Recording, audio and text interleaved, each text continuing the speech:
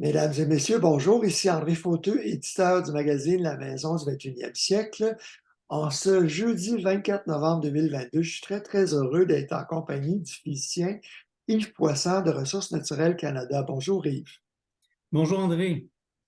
Merci beaucoup d'être disponible ce matin. Alors Yves, vous êtes l'expert en électricité solaire photovoltaïque pour le Canada au laboratoire CanMet du ministère fédéral des Ressources naturelles qui est basé à Varennes, n'est-ce pas? C'est exact.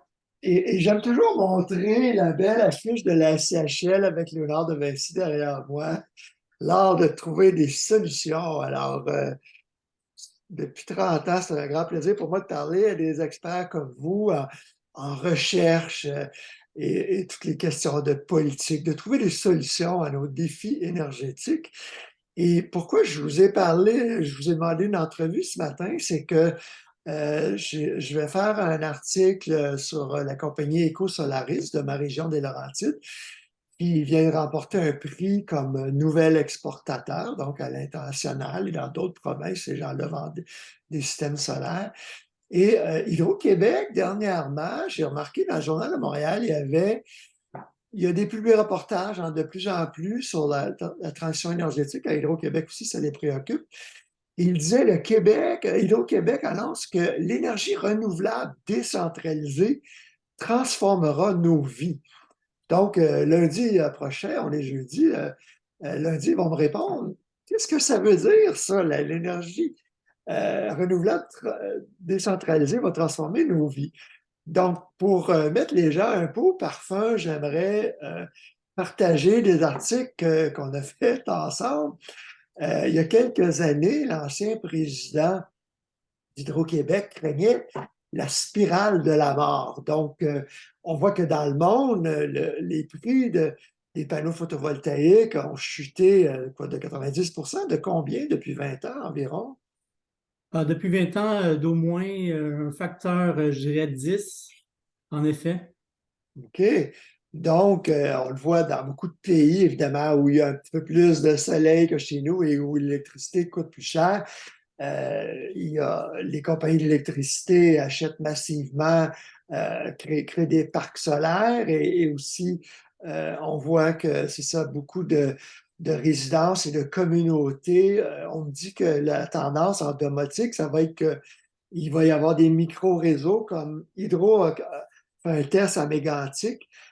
Si le réseau tombe, ben, il faut qu'on ait une résilience. Donc, les maisons et les commerces, les institutions puissent partager de l'énergie solaire produite localement, tout en étant reliés au réseau.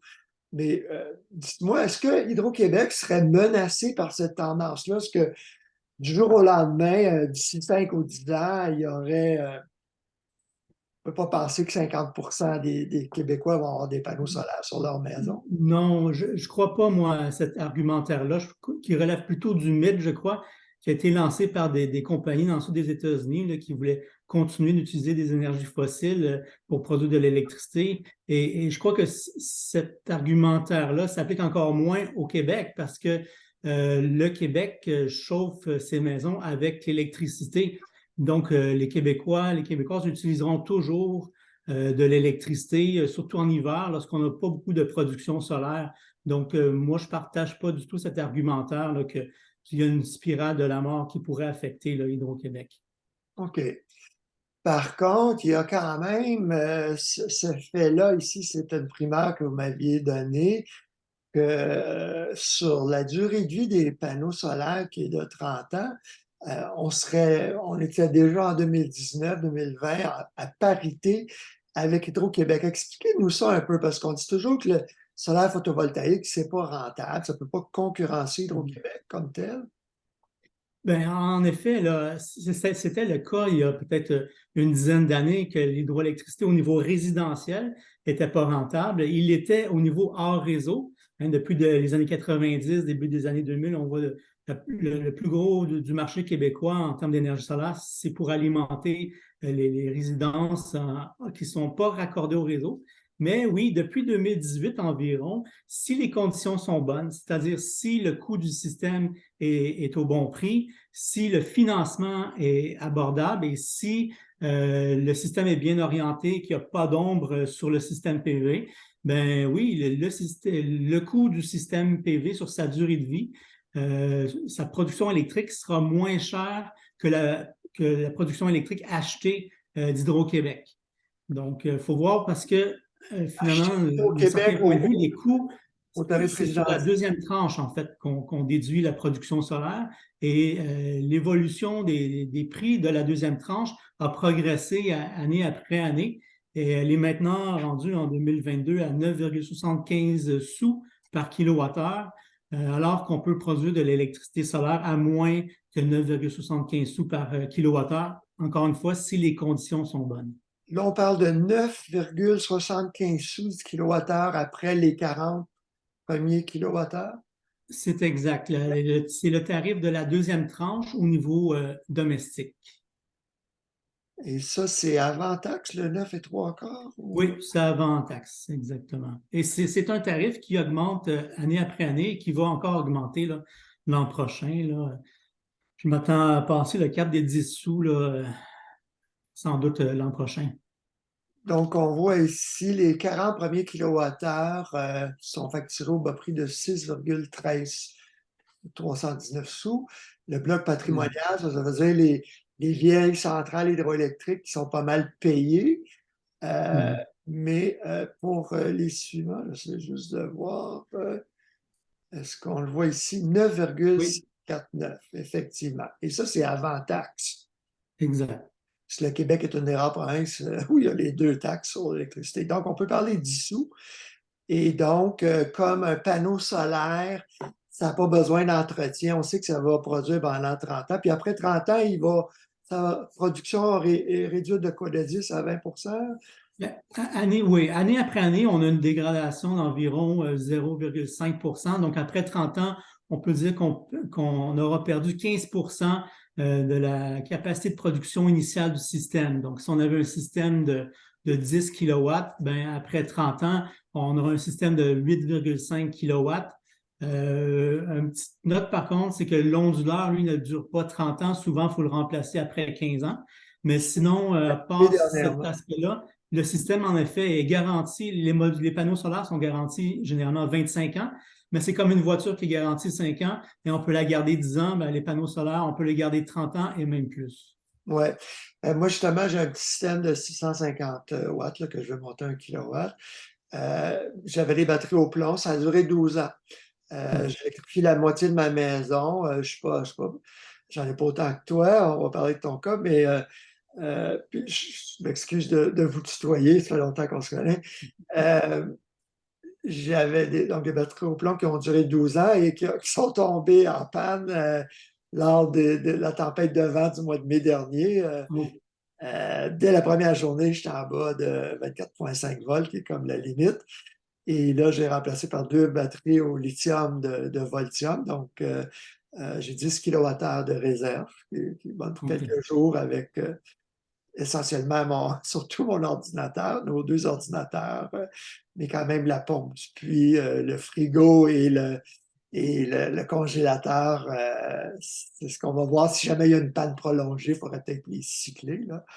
Mais OK. est-ce que ça, vous croyez que de plus en plus de gens auraient ça, justement, être raccordés au réseau et avoir une sécurité solaire plutôt qu'une génératrice? Oui, ben ça, c'est un avantage supplémentaire parce que dans votre cas, vous dites que vous avez un système avec batterie et les batteries ont duré 12 ans. Donc, ça aussi, c'est un maillon faible dans le système, là. Il y a l'onduleur qui dure 15 ans, les batteries 7 à 12 ans peut-être, les panneaux solaires 25 ans et plus. Mais pour les gens qui sont, disons, qui sont situés plus en milieu urbain ou en banlieue, où il n'y a pas souvent de panne électrique, comme ce qui est mon cas, ces gens-là n'ont pas forcément besoin d'acheter de batterie. C'est-à-dire qu'on produit l'électricité et si en été, bon, ça donne qu'on n'utilise pas toute l'électricité, il y a une journée de grand ensoleillement, on retourne l'électricité sur le réseau électrique et donc les autoproducteurs qui font partie du programme de mesurage net d'Hydro-Québec reçoivent un crédit par kilowattheure exporté. Il faut garder en tête que la grande partie de la production résidentielle est absorbée par le consommateur. Dans mon cas, je consomme 90% de l'électricité que je produis et je retourne par année un petit 10% sur le réseau électrique. Ce qui fait qu'au bout de l'année, bon, le mois suivant, en général, je réutilise le crédit qui m'a été accordé et c'est déduit de ma facture, en fait, de ma consommation de la deuxième tranche. C'est pour ça que je parlais du tarif de 9,75 sous. Donc, mais si on veut aller encore plus loin dans notre transition énergétique, hein, on voit que c'est vraiment, ça comporte plusieurs éléments. Ça comporte la transition, l'électrification des transports, donc voitures électriques, production locale d'énergie et système PV. Et si on veut aller plus loin et aller dans la logique donc du micro-réseau de lac mégantic, ben oui, on pourrait s'équiper de batteries comme vous l'avez fait qui justement permet là, les heures dans l'année où on a une panne électrique, bien, on pourrait avoir une certaine quantité d'autonomie dépendamment de la banque de stockage qu'on a. Donc, bon, parfois les gens vont mettre 3 heures de stockage, c'est l'ordre de grandeur, mais je crois que vous en avez un pour un peu plus de 3 heures. Hein? Ben, ouais, moi, je serais bon pour 3 jours. 3 jours, OK. Ça dépend Ça combien on dépend des consomme. besoins encore là. C'est l'équilibre entre les besoins puis l'investissement. C'est sûr que si on a une banque de batterie qui dure 3 jours, ben, c'est mieux de diminuer sa consommation autant que possible. Donc, je suppose que vous avez vraiment minimisé votre consommation et aussi, bon, l'investissement est naturellement plus important, là, plus qu'on a de stockage. Là. J'entends que Idéalement, les gens doivent à comprendre. l'avenir, on pourrait penser que, bon, on électrifie le transport, on a un système PV pour produire de l'électricité et il y a un système de contrôle dans la maison qui fera en sorte que s'il y a une panne d'électricité, c'est la batterie de la voiture qui pourra envoyer l'électricité pour soutenir la maison pendant quelques heures, voire peut-être plus longtemps. Mais les technologies sont sorties. Je crois qu'il y en a au Japon et on entend parler de développement au Québec, mais je n'ai pas encore vu là, de prototype en action là, au Québec Ah, pour il y a Mitsubishi déjà, la Outlander, Oui, qui se raccorde à la maison. Donc, c'est disponible ça déjà au Québec, mais je sais qu'au Japon, tout le monde a ça. Ouais. Les gens doivent comprendre que l'autonomie solaire en cas de panne avec des batteries dépend effectivement de notre consommation. Donc là, il faut aller mesurer le wattage ou l'ampérage et convertir pour avoir le wattage et calculer, ça faire un budget, combien d'heures j'utilise chaque plus compact, ordinateur ou le portable consomme moins, par exemple. Alors, mon 10 kWh d'autonomie plus un peu de solaire, là, j'ai un pain centenaire au sud, je ne suis pas très, très autonome de ce côté-là, mais 10 kWh, on peut le brûler en une journée ou on peut l'étirer sur 3 jours, évidemment. exactement. On s'entend le 10 kWh, on ne pourra pas chauffer une maison puis partir le four avec ça très longtemps. Mais si on l'utilise seulement pour alimenter des charges d'urgence quand il y a une panne, une télé, un ordinateur, ben on peut en effet durer plus longtemps que 3 heures, là, même quelques jours avec cette capacité de stockage. Oui, parce que nous, ça va être comme un réchaud au propane, par exemple. J'ai jamais même utilisé le petit four à pain ou la bouilloire, là. Propane est une énergie de transition, comme on dit. Le gaz naturel peut être, c'est très précieux. Mhm. Les Européens le voient ces temps-ci. Ils aimeraient s'en avoir du gaz. Mais parlez-nous un peu de votre système chez vous, Yves Poisson, physicien et expert en photovoltaïque à Ressources naturelles Canada. Ben, c'est un système, en fait, que j'ai installé en 2008. Donc, on était dans les tout premiers systèmes là, du programme Mesurage Net. Je crois que j'étais parmi les 10 premiers, en fait, au Québec à me raccorder au réseau.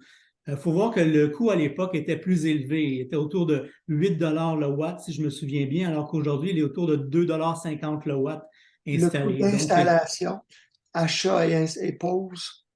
exactement. Ça comprenait les panneaux solaires, l'onduleur, le système de fixation sur le toit et l'installation. Tout ça revenait à 8 le watt, donc 8 000 pour 1 kilowatt.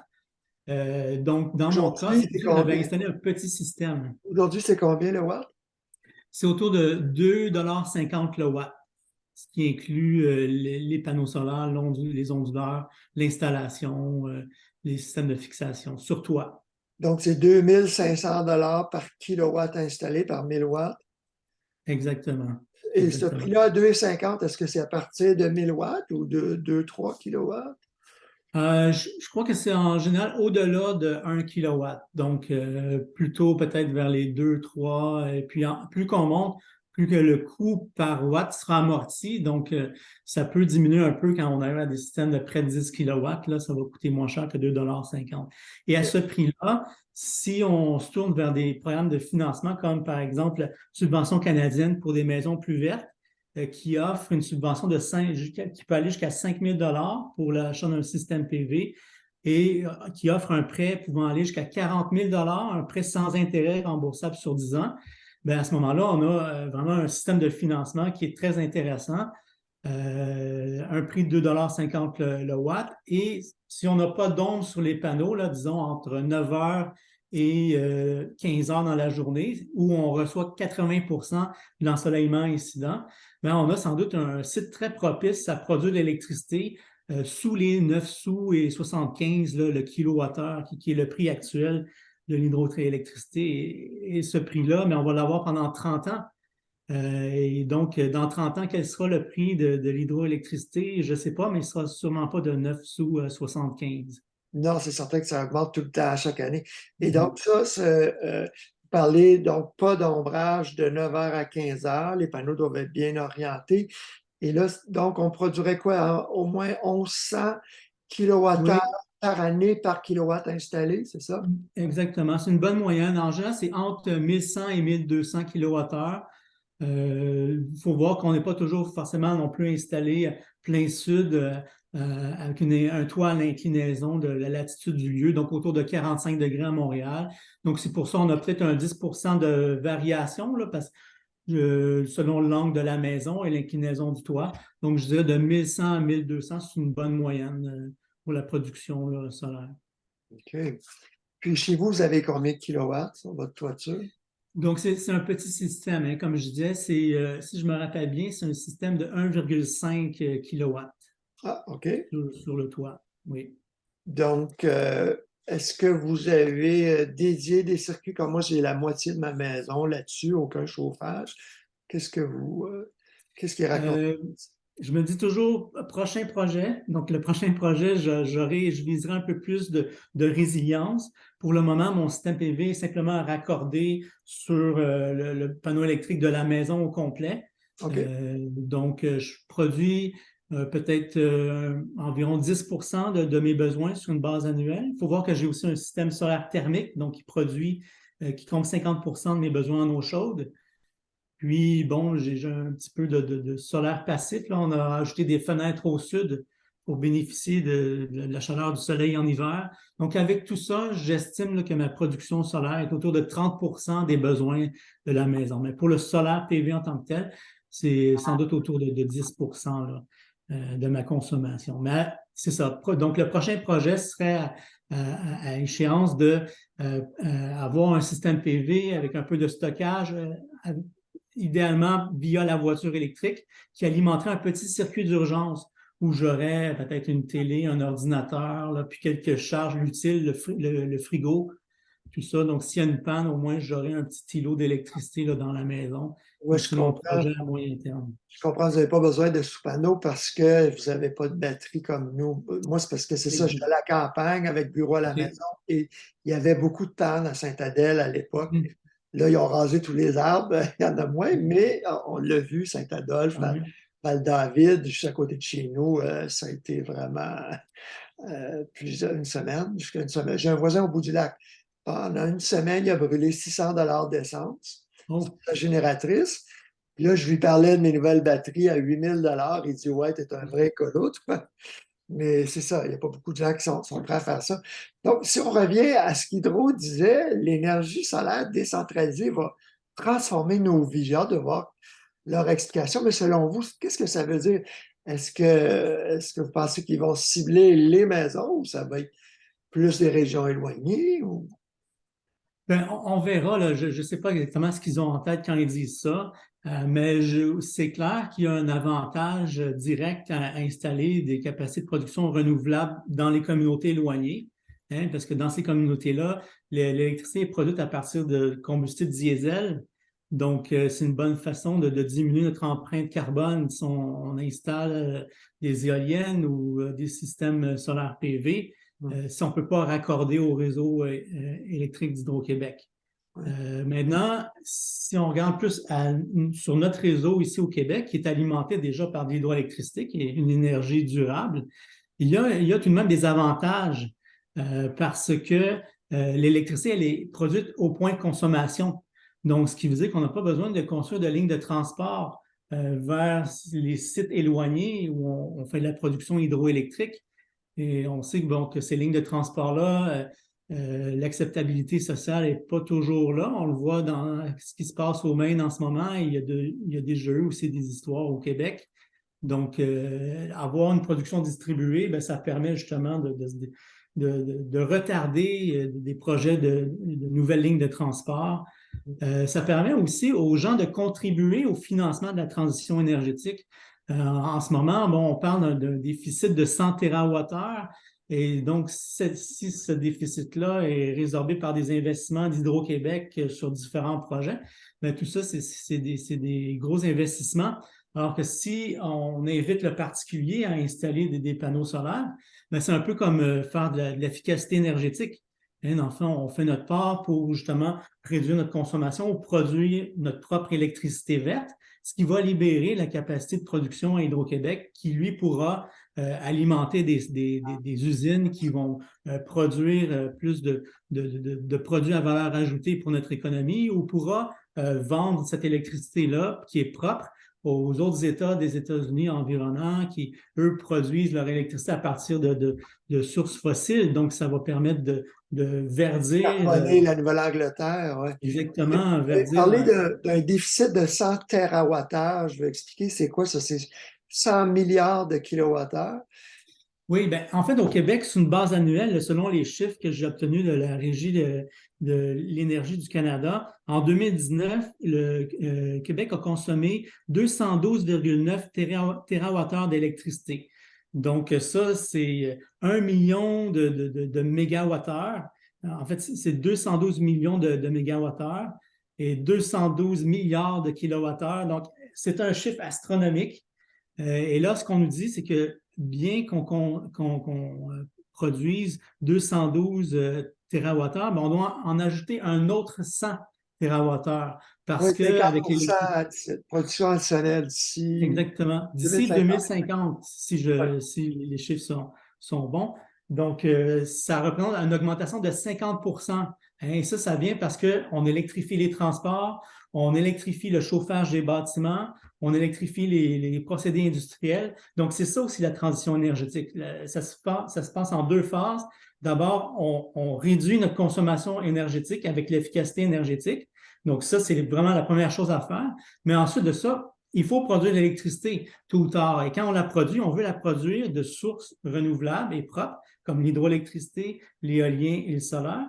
Et ensuite, une fois qu'on a un bon mix propre, comme on a déjà au Québec, 99% de notre électricité est propre, mais là, il faut électrifier les points de consommation qui sont énergivores et qui souvent dépendent des combustibles fossiles comme le gaz naturel ou le combustible diesel ou l'essence. Donc, on vient électrifier ces charges-là et c'est comme ça finalement qu'on accomplit la transition énergétique. Ouais.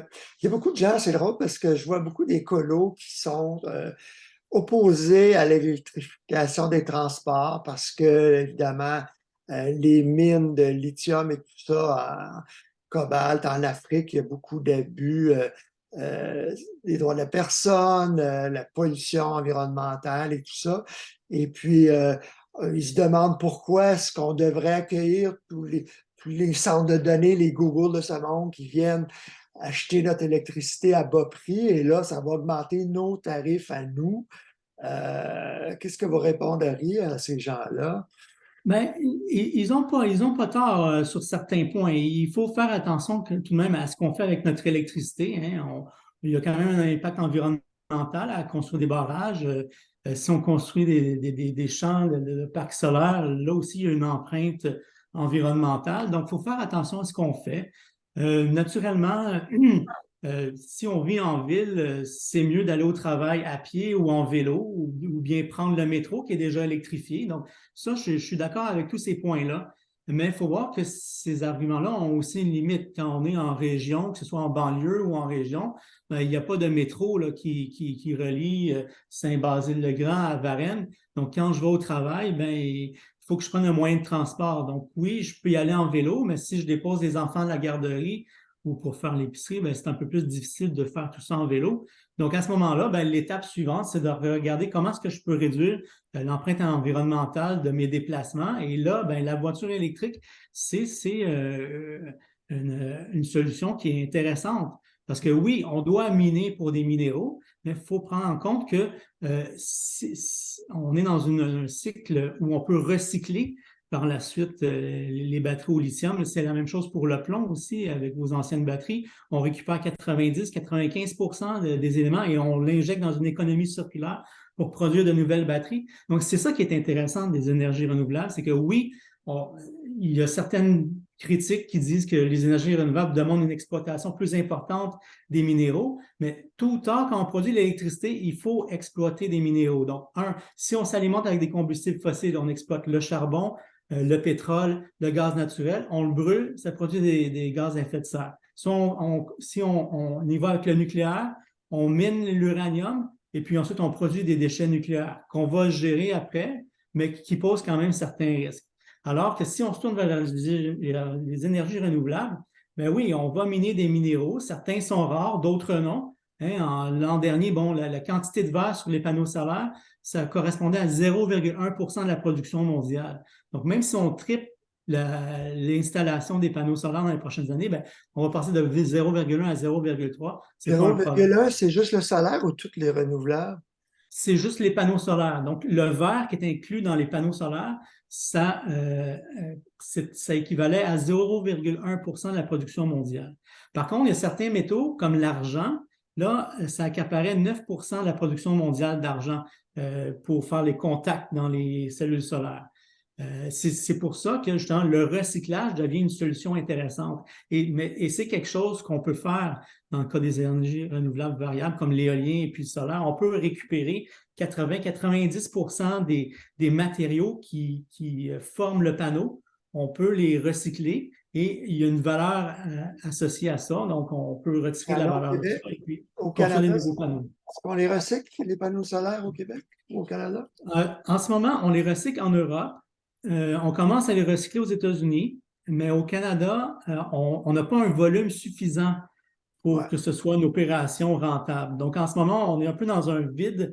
Je sais qu'il y a mes collègues à Environnement et Changement climatique Canada qui se penchent là-dessus pour développer des réglementations qui, justement, visent là, à encadrer le recyclage ou la fin de vie des panneaux solaires. Mais ce n'est pas encore en place. Et de ce que j'entends dire, le principal frein au recyclage des panneaux solaires en ce moment, c'est la valeur de l'opération. En fait, recycler un panneau solaire en ce moment, ça coûterait autour de 55 US, alors que la valeur résiduelle, disons, de l'argent, du silicium par panneau, OK. alors que la valeur résiduelle du silicium qu'on récupère, de l'argent, du verre et du cadre en aluminium, c'est autour de 3 par panneau. Donc, c'est vraiment pas rentable. Et de l'autre côté, l'autre solution, ce serait de les enfouir. Et ça coûte 1 à 2 par panneau pour les enfouir. Donc, l'économique de l'opération penche vraiment du côté enfouissement, malheureusement. Donc, il va y avoir quelque chose à faire, à travailler sur les modèles économiques pour que ce soit finalement un choix qui devienne plus viable économiquement. Sauf qu'ils produisent encore, après 40-50 ans, ils produisent combien? Ben, en général, la durée de vie des panneaux, c'est garanti 25 ans. Bon, après 30 ans, ça fonctionne encore, mais il commence à avoir des problèmes. Il y en a, bon, avec le temps, il peut y avoir l'infiltration d'humidité, ça vient corroder les contacts. Et là, notre module est complètement ne fonctionne plus. OK. Donc, mais sinon, si l'encapsulation fait son travail, il y a tout de même un vieillissement des cellules solaires qui, lorsqu'elles sont exposées à la lumière, puis elles le sont toujours, pendant le jour, ben, ça produit des petits défauts et c'est ce qui explique le 0,5 % de vieillissement par année. Donc, au bout de 40 ans, ben, on suppose qu'on aurait un 20 % de moins de production. Parce qu'il y Mais en il y a a des beaucoup, solutions technologiques ça existe. Il y en a quand même oui. des millions. Est-ce qu'on peut dire qu'il y a des millions de panneaux qui ont plus de 40 ans qui produisent encore dans le monde? Oui, mais je dirais, en général, les systèmes, après 30 ans, là, on commence à penser au démantèlement. Mais il y OK. a un programme aux États-Unis de recherche qui vise à prolonger la durée de vie des panneaux solaires, qui est maintenant bon, de 25 ans. Et c'est la durée de vie standard, si on veut, garantie, passer de 25 ans à 50 ans. Donc là, à ce moment-là, ce serait une façon aussi de diminuer le prix de l'électricité solaire parce que nos modules pourraient produire 2 fois plus longtemps. Donc, ça viendrait diminuer les coûts de production davantage. Donc, c'est l'encapsulation des composantes et la qualité des cellules, c'est ça? Oui, en fait, il y a 2 types de vieillissement. Le premier, qui est inévitable, c'est le vieillissement des cellules, donc en ce moment qui est de 0,5 % par année. Donc, ça, c'est le premier vieillissement. Mais il y a un deuxième vieillissement qui est l'encapsulation, hein. Les cellules, en fait, sont collées, si on veut, dans le panneau, là, entre des couches de matériaux plastiques là, qui, en fait, viennent protéger contre l'infiltration d'humidité.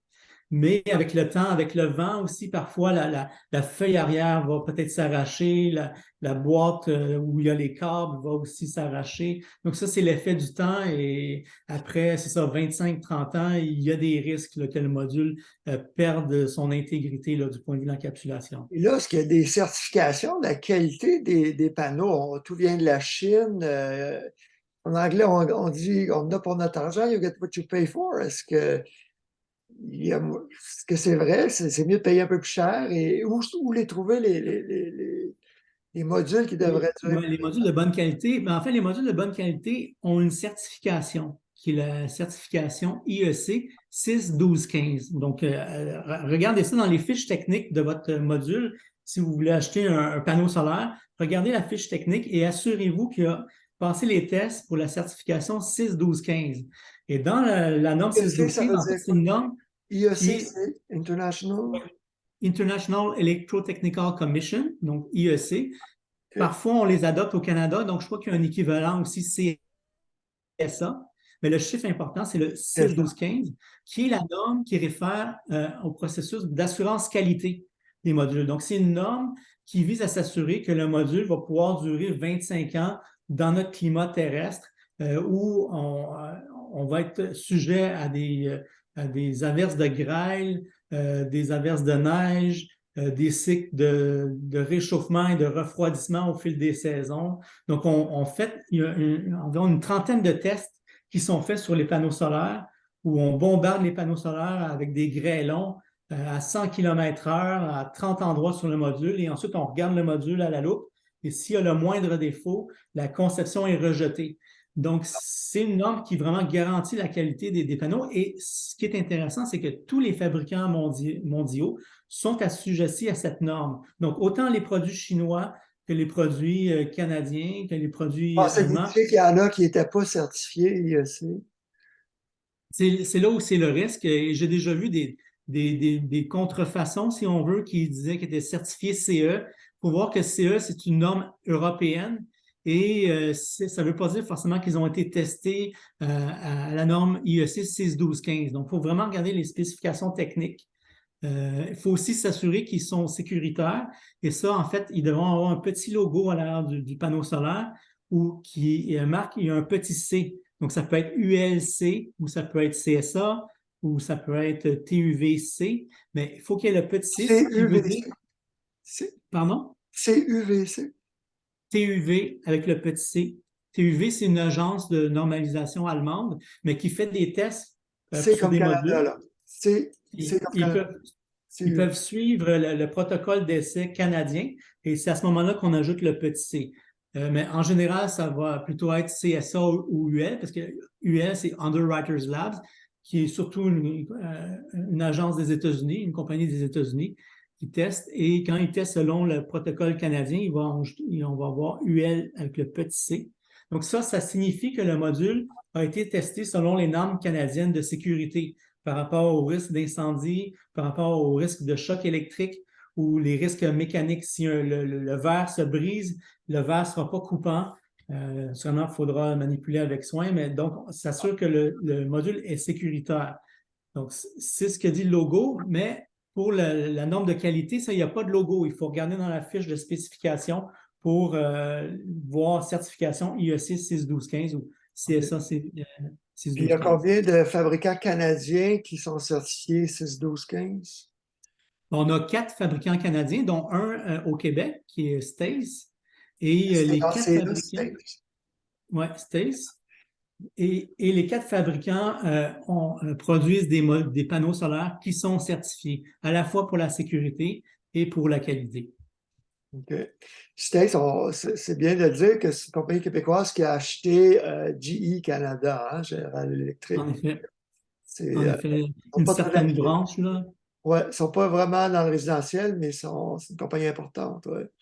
Exactement. On parlait de durée de vie. Vous disiez que les onduleurs qui convertissent le courant continu de l'énergie solaire en courant alternatif utilisé par la plupart de nos appareils durent 15 ans. Mais moi, ça a duré 12 ans parce que quand j'ai changé mes batteries pour le lithium, je crois que ça fait sauter mon onduleur qui avait 12 ans. Et c'est une chose que le fabricant m'a avoué qu'ils ont vu ou des gens du milieu. Donc, c'est à tenir compte. C'est quand même 1000, 2000 et plus. L'onduleur, c'est pas donné. Donc, on ne parle pas de rentabilité, mais je pense que la sécurité énergétique n'a pas de prix dans la mesure où on a des événements climatiques de plus en plus violents. Oui, Mm. exactement. Bien, on parle souvent, bon, il y a un coût à ça, mais quel sera le coût des impacts environnementaux? Ils seront certainement plus grands. Donc, oui, tout a un coût, mais c'est plus rentable qu'on le croit de faire des investissements qui protègent notre qualité d'environnement. Ouais. Je m'excuse, je prends des notes. Euh, pour expliquer aux gens aussi la hausse, évidemment, Hydro a intérêt, on s'enrichit le Québec quand Hydro fait des gros profits à vendre son électricité localement à des industries énergivores ou à l'exporter. Évidemment, la présidente Sophie Brochu d'Hydro a dit qu'on ne veut pas vendre ça à n'importe qui pour la donner. Mais on voit avec la crise du gaz dans le monde, la pénurie en Europe, boycottage et le robinet russe qui se ferme aussi, qui malheureusement va causer beaucoup de souffrance cet hiver en Europe.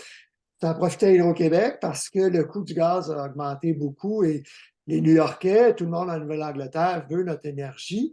Mais notre gros problème qui a toujours été là, les gens le savaient par grand froid, Hydro-Québec envoyait des demandes à la radio, à la télé, les journaux, consommez moins s'il vous plaît. Là, on a une centaine d'heures critiques par hiver où Hydro ne suffit pas à la demande et doit importer de l'énergie.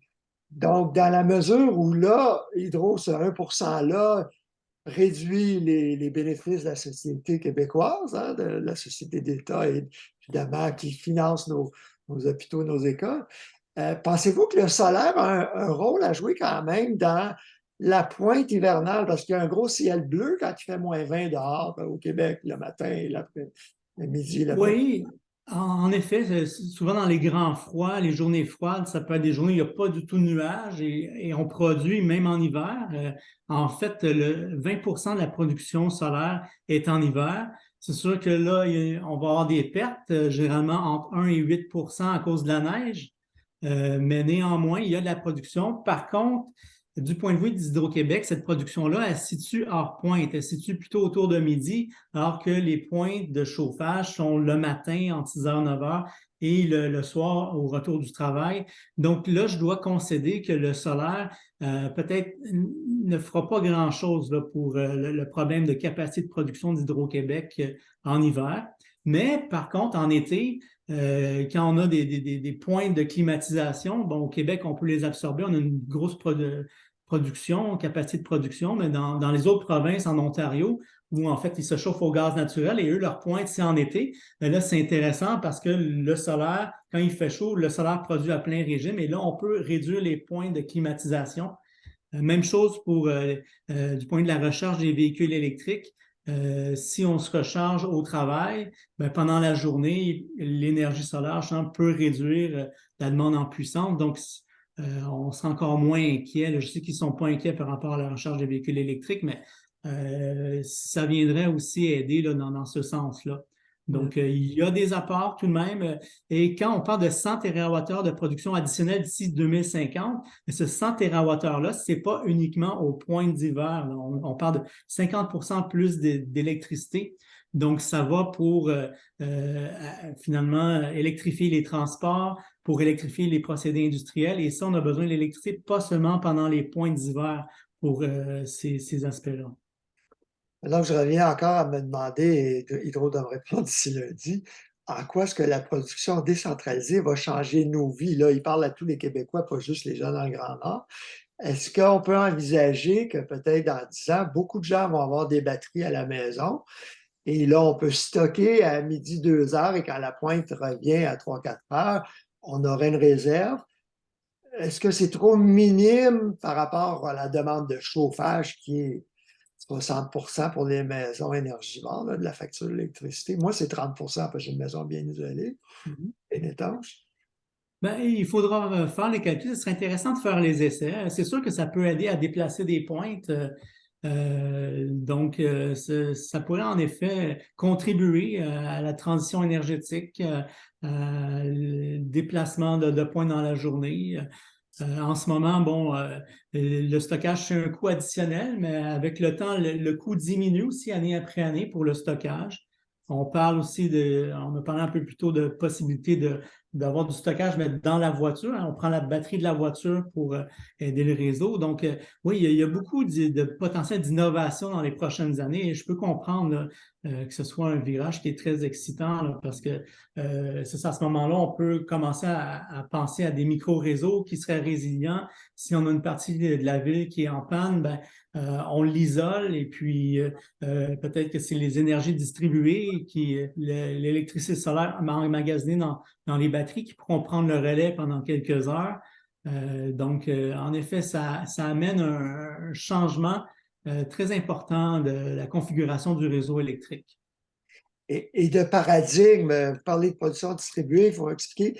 euh, Comme vous dites tantôt, les compagnies d'électricité, c'est des grosses compagnies. Aux États-Unis, c'est privé, mais quasi-monopole, monopole ici.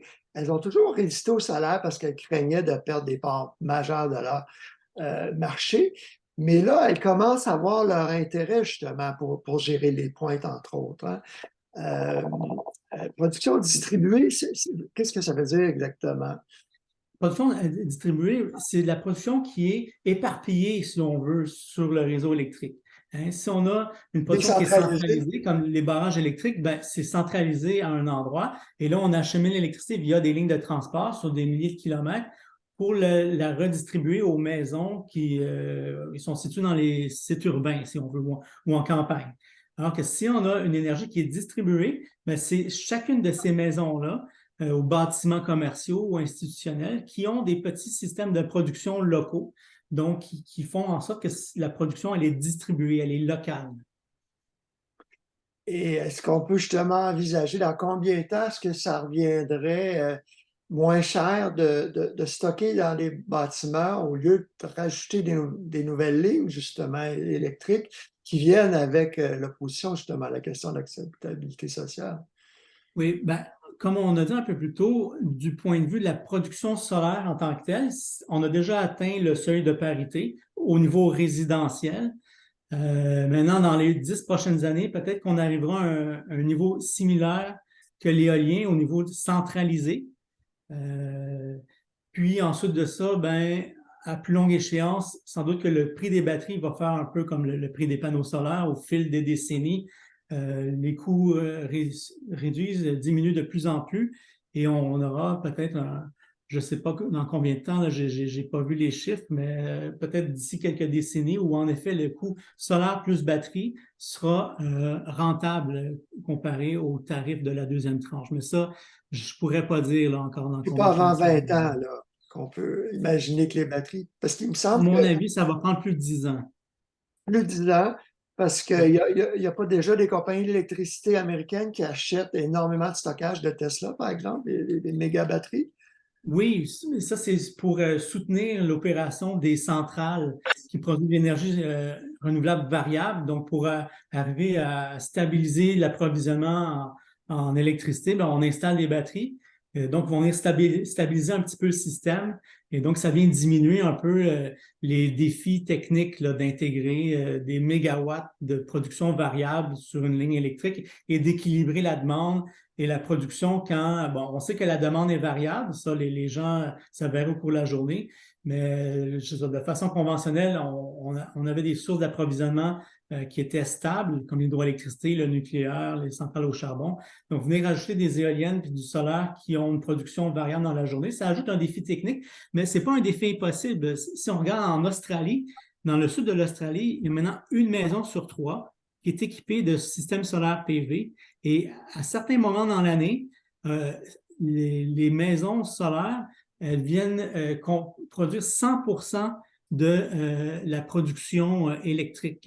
Les maisons comblent 100% des besoins d'un État complet dans le sud de l'Australie. Ça arrive peut-être quelques heures par année, mais ça montre que les réseaux peuvent en effet opérer de façon fiable, même avec de la production variable provenant de sources éoliennes et solaires. Même chose en Irlande. En Irlande, 40% de l'électricité annuellement est produite par des éoliennes, mais certaines heures dans l'année, les éoliennes vont produire 75% de la capacité de production en Irlande et en Irlande du Nord. Donc, c'est ça, c'est une transition. On modifie le réseau, on ajoute des composants, on le met à niveau de façon à pouvoir non seulement transporter l'électricité de centrale vers les consommateurs, mais faire en sorte que les consommateurs, que la production locale un peu partout puissent aussi être échangés et viennent combler une plus grande proportion des besoins. Donc, si je comprends ce que vous dites, c'est que techniquement, avec l'ajout ponctuel, intermittent là, de production solaire et éolienne, qui à certains moments est tellement importante que quoi, on n'arrive pas à les consommer. C'est pour ça que les producteurs veulent les stocker dans des batteries. C'est comme on stocke Exactement. à les barrages. Nous c'est dans l'eau, c'est moins compliqué au Québec. Exactement, oui, on peut pomper l'eau en bas du barrage pour le ramener dans le réservoir. Donc, c'est une forme de stockage hydroélectrique. Mais la même chose peut être faite du côté du solaire où là, bon, on ne pompe pas des électrons, mais on les stocke dans des batteries au lithium.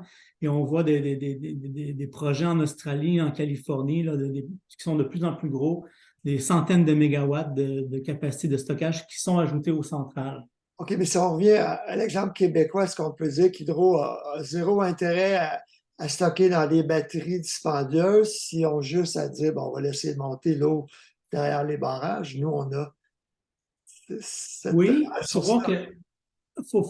que faut regarder faire l'analyse, disons, investissement, coût de revient, tout ça. Mais dans les communautés éloignées, par exemple, là, on n'a pas la possibilité d'être accordé un barrage électrique. C'est pour ça qu'elles sont sur des réseaux autonomes. Et dans ces cas-là, oui, Hydro-Québec a développé une technologie de batterie qui peut être déployée pour des petites centrales là, de production en site éloigné. Donc, et je crois qu'il y a sans doute des projets, il faudra vérifier avec Hydro-Québec, mais il y a sans doute des projets dans les communautés du Nord qui impliquent l'installation de capacités éoliennes, solaires et batteries aussi, justement, là, pour diminuer la consommation de combustible diesel pour la production d'électricité. Hmm. J'organise au Stade olympique, et je l'annonce en primeur, c'est quoi, du 20 au 23, 21 au 23 avril, au Festival des technologies vertes organisé par Fort Écosphère, et qui va être en même temps que le Salon du véhicule électrique de Montréal. J'organise, au début, ça se posait être deux, mais finalement, ça va être les 3 journées de conférences sur l'efficacité et la transition énergétique. Et j'ai parlé à un expert, Tim Shukley, du Colorado, qui siège depuis plus de 20 ans sur les comités ISO de International Standards Organization, sur les comités de gestion des données, domotique. C'est un pionnier de la domotique et tout ça. Puis lui, il me dit, c'est vraiment l'avenir, c'est vraiment ça, la domotique qui va gérer l'information sur notre consommation. C'est pas aux compagnies d'électricité à avoir la même mise sur nos données de consommation qu'elles peuvent revendre à l'industrie, mais les gens préfèrent que Hydro nous envoie de l'information, mais que nos informations restent chez nous, là, et que justement, à l'avenir, c'est les maisons solaires photovoltaïques, les bâtiments, les quartiers qui vont partager l'énergie comme ça, et que ça va être euh, euh, des applications, un contrôleur central dans la maison, plutôt que des compteurs intelligents sans fil avec applications comme ILO, Énergie. Il n'y a pas grand monde qui veut ça. On veut les technologies filaires, plus rapides, plus cybersécuritaires et plus saines que le sans-fil pulsé, qui est très controversé parce que le National Toxicology Program aux États-Unis a démontré qu'ils ont causé des tumeurs euh, sur les nerfs autour du cœur, qui sont le même genre de tumeurs qu'on voit dans l'oreille et dans le cerveau de certaines personnes qui parlent trop au cellulaire pendant plus de 10 ans. Il y a 2 tribunaux italiens qui ont compensé, qui ont donné au CNSST, là, la sécurité du travail doit compenser les travailleurs qui ont développé des tumeurs. Donc, ça existe, ça, même si les gouvernements n'en parlent pas. Donc, technologie filaire et votre ordinateur maison, votre système domotique maison va vous dire qu'est-ce que vous consommez à chaque heure du jour. Et il y a toute la question des tarifs différenciés dans le temps. Partout dans le monde où les compteurs intelligents ont été implantés, tôt ou tard, il y a eu des tarifications différenciées dans le temps. Si ça coûte plus cher à Hydro produire, importer de 6 heures à 9 heures le matin en hiver et 4 heures à 8 heures le soir, est-ce qu'on ne devrait pas payer plus cher le vrai coût de l'énergie à ces heures-là pendant une centaine d'heures par année? Pensez-vous que ça va venir un jour au Québec? C'est délicat parce qu'on chauffe à l'électricité, on ne peut pas arrêter de chauffer nos maisons. Ben, en fait, il y a déjà un programme qui est en place maintenant de tarification différenciée au Québec, qui justement, c'est pas tous Une les option, consommateurs qui ont accès. des options Malheureusement, tarifaires. les producteurs là, qui participent au programme de mesurage net, là, comme moi, on n'a pas encore accès. Mais pour, je crois que ça a été généralisé à part ça, là, où les gens peuvent choisir 2 types de tarification, Oui, 50 sous par kilowattheure pendant certaines heures ouais. critiques, mais un rabais sur le restant de l'année. Donc, je ne connais pas toutes les lignes exactes du programme, mais sur le site d'Hydro-Québec, là, en effet, là, il y a quelque chose pour justement les gens qui sont prêts à modifier leur consommation pendant les heures critiques, donc diminuer leur chauffage pendant les pointes du matin en hiver. Il y a des tarifs là, qui peuvent différencier dans le temps. Donc, il y a quelque chose qui est en train de se mettre en place. C'est ça, ce sont 2 options tarifaires, dont un crédit hivernal. Il y en a une option qui est plus risquée, mais c'est intéressant parce qu'Hydro donne 10 000 de subvention pour un accumulateur thermique, par exemple. Donc, c'est des éléments électriques qui chauffent des briques réfractaires avant la pointe de 6 heures le matin. Et là, ça permet d'avoir jusqu'à 15 heures d'autonomie. Donc, on cesse de consommer de l'électricité pour chauffer la maison parce que cette grosse masse de briques-là qui est raccordée à la fournaise distribue sa chaleur et les gens peuvent économiser 200 à 300 dollars par hiver avec cet accumulateur thermique-là si on adhère au crédit hivernal, effectivement. Mais ce que je me demande, c'est est-ce qu'un jour, il va y avoir des tarifs différenciés dans le temps, obligatoires pour tous et non optionnels comme on a en ce moment? C'est une bonne question qu'on pourra poser à Hydro-Québec. Oui, j'allais dire, vous n'avez pas de boule de cristal, évidemment. Non, mais j'imagine que c'est quelque chose d'intéressant, là. Justement, si on veut adresser le problème des pointes hivernales, c'est sans doute une solution là, qui est très efficace et très intéressante. Donc, moi, je crois que en effet, ça va sans doute se généraliser et j'attends que le moment, en fait, où je pourrai participer à ça, là. Donc, j'espère que le programme de mesurage net va pouvoir, à un moment donné, est autorisé à participer, à faire sa part là, en termes de déplacement de pointe là, via ces programmes-là. Mhm. C'est intéressant. Ici, je montre le nouvel outil de performance énergétique si les gens veulent savoir en temps réel lesquels de leurs appareils consomment le plus. Malheureusement, c'est toujours obligatoire d'avoir un compteur intelligent sans fil qui Mm. puisse des micro-ondes pulsées qui risquent d'être classés probablement cancérogènes en 2024. Là, les experts me disent, ça fait une trentaine d'années que j'écris sur les champs électromagnétiques, mais au niveau des options tarifaires, je cherchais justement ici où est-ce qu'elles sont. Je l'avais tantôt, en fait, quand on était dans les tarifs domestiques ici. C'est là qu'on va trouver la tarification dynamique. Donc, l'option crédit hivernal et tarif FlexD qu'on invite les gens à aller voir. Pour terminer, mon Dieu, ça va vite, on se fait déjà une heure qu'on se parle. À quoi on peut s'attendre au Québec au cours des prochaines années au niveau de l'adoption des technologies solaires photovoltaïques dans les maisons? Est-ce que vous pensez qu'il va y avoir une croissance intéressante? Mais on verra. Moi, je crois que la croissance est inévitable parce qu'avec le temps, les gens vont réaliser de plus en plus que l'énergie solaire est rentable. Mais naturellement, l'électricité est déjà renouvelable au Québec. Elle coûte déjà moins cher qu'ailleurs en Amérique du Nord. Donc, c'est sûr que le bassin de la population générale se soucie peu d'économiser en électricité. Mais avec le temps, l'idée va faire son chemin. C'est sûr que cette idée-là, cette transition-là peut être accélérée via des programmes de financement, comme en ce moment la subvention canadienne pour des maisons plus vertes.